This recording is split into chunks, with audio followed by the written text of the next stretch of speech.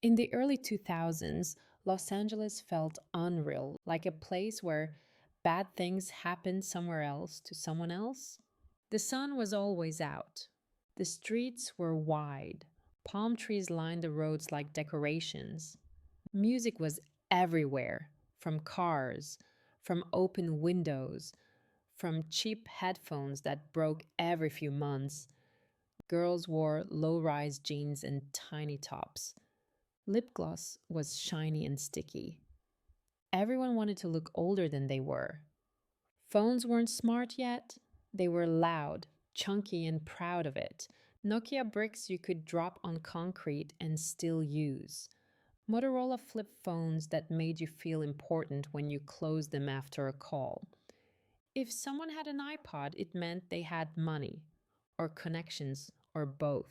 Life felt fast, bright, untouchable. She was 16. She didn't think of herself as special, but other people did. She was the girl teachers remembered by name, the girl boys talked about but were afraid to approach. Pretty without trying too hard. Quiet confidence. The kind of beauty that didn't need explanation. She knew people looked at her. She felt it in hallways, at parties, even at the mall. But she didn't build her identity around it. She was just living, going to school, hanging out, dreaming about leaving town someday, even though she lived in the middle of everything. They met on a normal day. No dramatic setup, no warning. He was older, around 25, and that alone changed everything. He didn't act like the boys she knew.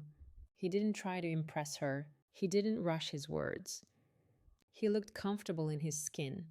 He had a car that wasn't old and wasn't borrowed. He smelled like confidence in adult life. He listened to her. That was the first thing that hooked her.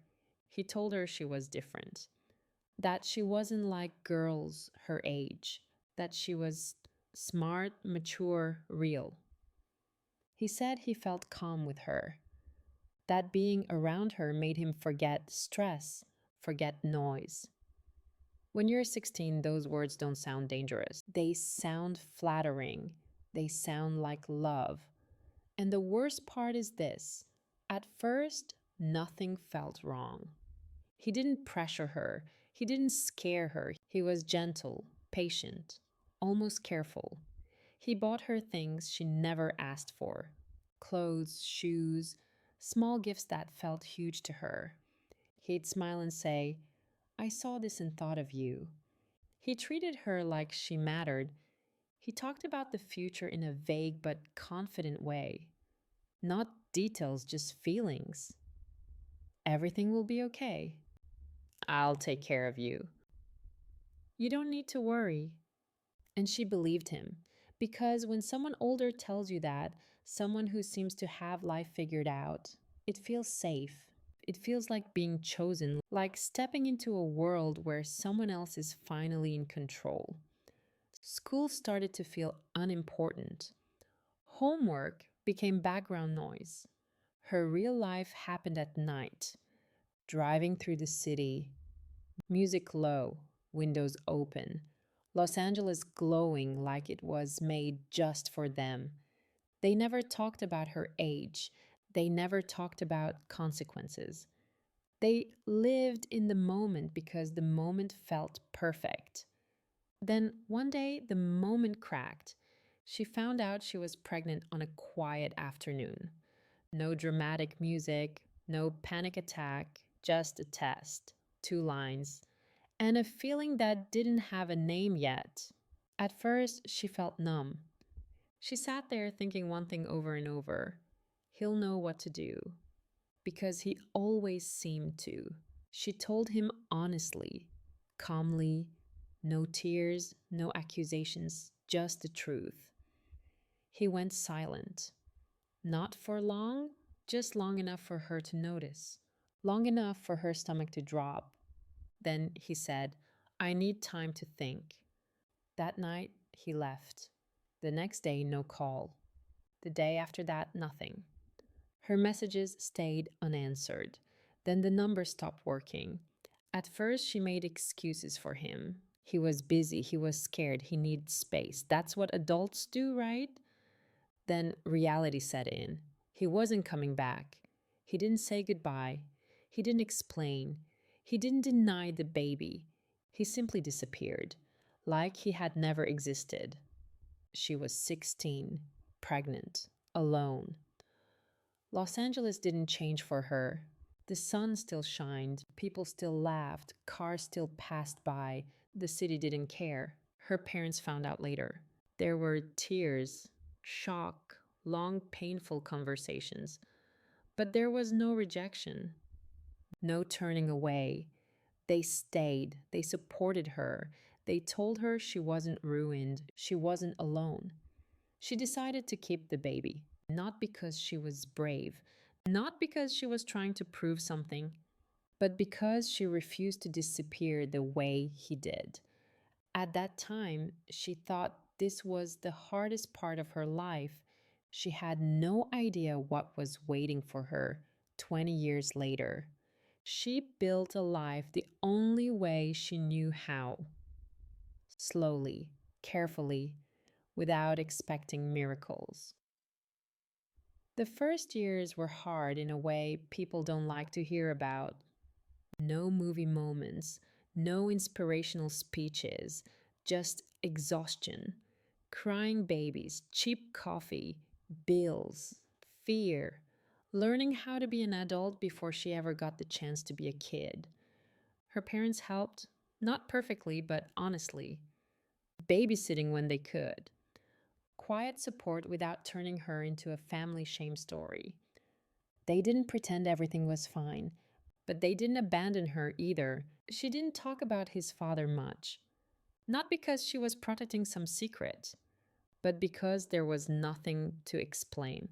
How do you describe someone who didn't even stay long enough to become a villain? Her son grew up loved. That part is important. She read to him, took him to school, packed lunches, went to parent meetings. She was there, always there.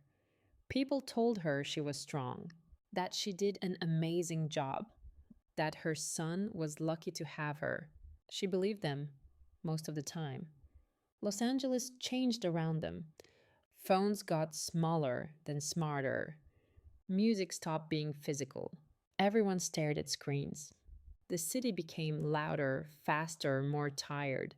She changed too, less dreaming, more surviving.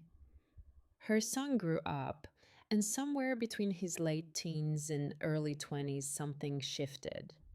At first, it was just small moments. The way he smiled, the angle of his face in certain light, the way his jaw tightened when he was thinking. She noticed it and pushed the thought away. It's nothing. Everyone looks like someone. But the resemblance didn't fade, it sharpened. The older he got, the clearer it became. He didn't just resemble his father, he was his father's reflection. Same eyes, same bone structure, same presence in a room, even the same way of standing, weight resting casually on one leg, like the world owed him patience. One day, she caught herself staring at him for too long, and instead of love, something else rose up: anger. It shocked her. It scared her. She looked away immediately, her heart racing, guilt crashing in right after. She told herself she was tired, stressed, imagining things. But it kept happening. Small irritations turned into sharp reactions. Silence replaced easy conversations. She felt her body tense when he walked into a room. Sometimes she felt the urge to leave, to escape without knowing why. And then the thought came: quiet, unwanted, clear. I hate seeing him because he reminds me of what was taken from me. That was the moment she truly panicked. Because she loved her son. She knew she did. She would die for him without hesitation. She had sacrificed years of her life for him, built everything around him. But love didn't erase the reaction. Love didn't stop the memory. Every time she looked at his face, she was pulled back 20 years. Back to the car, the promises, the night he said he needed time, back to the silence afterward, back to the realization that she had been disposable. Her son didn't know any of this. To him, she was just his mother, sometimes distant, sometimes sharp for no reason, sometimes emotionally unavailable. He tried to be better, kinder, more careful. He thought he was doing something wrong. That made it worse. She started avoiding him in subtle ways, working late, keeping busy, scrolling on her phone instead of talking, creating emotional distance she couldn't explain. At night, she lay awake, staring at the ceiling, asking herself questions she was afraid to answer. Was she punishing her son for another man's actions? Was she confusing trauma with truth? Was it possible to love someone and still resent what they represent? She never said it out loud because there is no safe place for this kind of honesty. Mothers are supposed to be pure, sacrificial, endless. Society loves stories where everything turns out fine, where strength fixes everything. There is no room in that story for a woman who admits she sometimes hates what her child reminds her of. But trauma doesn't disappear just because you survived it. It waits, it ages with you, and sometimes it comes back wearing a familiar face. She knows her son is not his father. She knows he didn't choose his face, his genetics, his existence. She knows all of that logically, but emotions don't run on logic. So now she lives between two truths. She loves her son deeply, and she is haunted by the man he looks like. She hasn't figured out what to do yet. Therapy feels terrifying. Speaking the words feels dangerous. Admitting the thought feels like betrayal. But pretending it isn't there is destroying her from the inside. This isn't a story about a bad mother. It's a story about unfinished pain, about how choices made at 16 can echo for decades, about how disappearance doesn't end responsibility, and about how some wounds don't bleed, they resurface quietly at the worst possible time